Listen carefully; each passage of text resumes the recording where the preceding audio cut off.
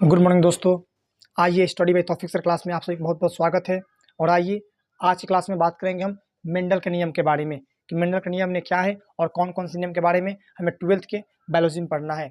ठीक दोस्तों, पिछले क्लास में बात की थी आपको, वहाँ पर आपको हम ये बताए थे कि मेंडल कुछ नियम में एकज संकलन द्विसंकरण के बारे में बताए थे, वहाँ पर क्रॉस करके आपको दिखाए थे F1 पीरी F2 पीरी। लेकिन आज की क्लास में हम बात करें दोस्तों मेंडल के नियम।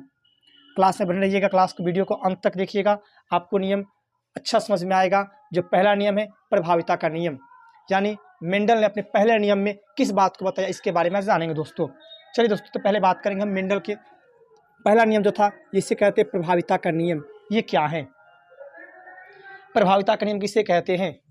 दोस्तों देखिएगा, जो प्रभाविता का नियम है ना, इसमें प्रभाविता का नियम मेंडल ने इसमें मुख्यतः 3 नियम को पढ़ना है। पहला आपका प्रभाविता का नियम, दूसरा पढ़ेंगे क्या बोलते पृथक्करण का नियम, और तीसरा पढ़ेंगे हम स्वतंत्र अपवहन का नियम। ये 3 नियम हमको पढ़ना है दोस्तों। तो पहला नियम है प्रभाविता का नियम। इसके बारे में बड़ी अच्छी जानकारी बहुत आराम से इस क्लास को देखेंगे और इसमें हर एक बात को देखेंगे।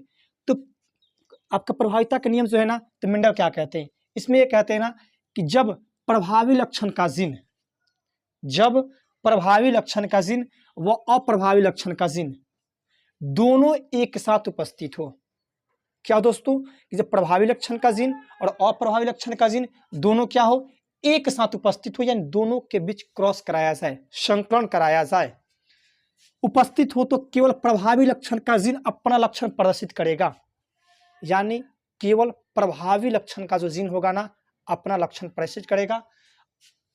क्या केवल प्रभावी लक्षण का जीन अपना लक्षण प्रदर्शित करता है और अप्रभावी लक्षण का जीन अपना लक्षण उत्पन्न नहीं कर पाता है। यह प्रभाविता का नियम कहलाता है।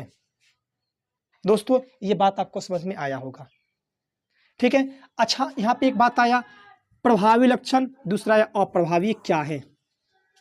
आपको याद होगा जब आपको हम लक्षण लिखवाए थे, वहां पर आपको लिखवाए होंगे एक तरफ प्रभावी, दूसरी तरफ अप्रभावी। ये आपको शायद लिखवाए थे, आपको याद होगा कि प्रभावी क्या है और अप्रभावी क्या है। आप देखिएगा उसमें लिखवाए थे ना, लक्षण के अलावा लिखवाए थे, जैसे हम लिखवाए थे बीज, आपको याद होगा। यहाँ पे लिखवाए थे हम बीज में गोल, अप्रभावी में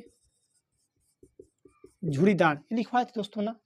यानी ये प्रभावी लक्षण, ये और अप्रभावी लक्षण, यानी किसी भी जब संकलन कराएंगे मेंडल के प्रथम नियम में, तो हमको 2 प्रकार के जीन लेना है। कौन कौन से? एक प्रभावी लक्षण का और एक अप्रभावी लक्षण का, और दोनों के बीच क्रॉस कराएंगे। अगर क्रॉस कराने के परिमाण में हमको केवल अगर प्रभावी लक्षण का जीन प्रदर्शित होता है, ये सामने आता है, तो क्या कहेंगे दोस्तों? मेंडल का आपका पहला नियम क्या कहलाएगा? प्रभाविता का नियम कहलाएगा। जैसे में देखिएगा, हम क्या काम करते हैं कि पेड़ की लंबाई को लेते हैं, तो एक पेड़ की लंबाई हमने ले लिया लंबा, दूसरा क्या हो जाएगा? बौना, ये होगा ना। अच्छा, लंबा यानी इसका टी से सूचित करते, टेल मतलब लंबा होता है, और इसका अपोजिट हो जाएगा स्मॉल टी हो जाएगा, होगा दोस्तों ना। तो अब देखिए हमने क्या किया, यहाँ लंबा पेड़ को ले लिए, ये जो जीन है ना,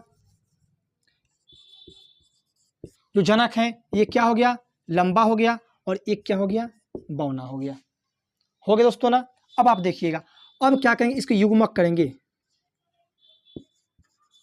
युग्मक का अर्थ होता है इसे अलग अलग बांट देंगे। युग्मक कर दिए तो यहाँ पर देखिएगा ना, तो ये 2 भाग में बट जाएगा, ये भी क्या हो जाएंगे? पृथक हो जाएंगे। बट गए 2 भाग में ना, और जब बट गए तो अब इसका क्रॉस कराते हैं।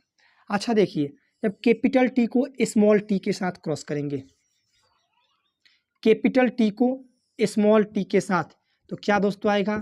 कैपिटल टी स्मॉल टी आएगा। फिर कैपिटल टी को स्मॉल टी के साथ क्रॉस करेंगे, तो क्या आएगा? कैपिटल टी स्मॉल टी आएगा, आएगा ना। फिर capital T small T, capital T small T, फिर कैपिटल टी स्मॉल टी, तो कैपिटल टी स्मॉल टी। अच्छा, यही आया ना।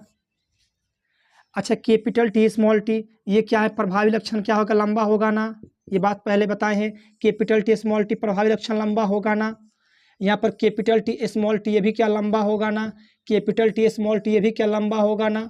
अच्छा अब आप देखिए यहाँ पर हर स्थिति में पौधा कैसा प्राप्त हुआ दोस्तों, तो लंबा हुआ ना। अच्छा यहाँ देखिए हम क्या बोले, अच्छा प्रभावी लक्षण यही है ना, ये क्या है, अप्रभावी है ना,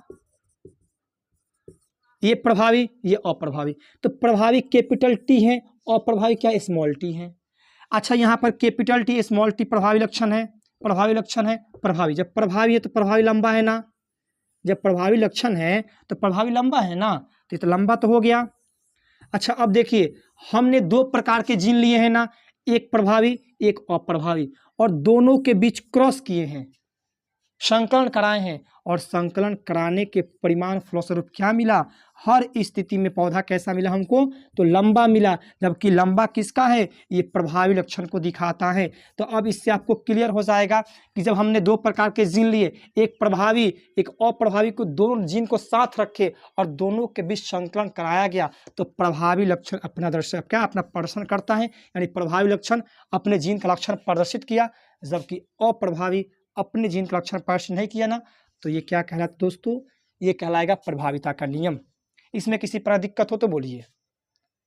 ठीक दोस्तों, हमको पूरा विश्वास होगा कि आपको इनका पहला नियम समझ में आया होगा। नेक्स्ट वीडियो में हम प्रभावित इनके दूसरे नियम की बात करेंगे, वहां पर पृथक्करण का नियम पढ़ेंगे। इसमें किसी पर दिक्कत हो तो आप कमेंट में लिखिए। आज के इतना काफी है, नेक्स्ट वीडियो मिलेंगे हम मेंडल के दूसरे नियम के साथ।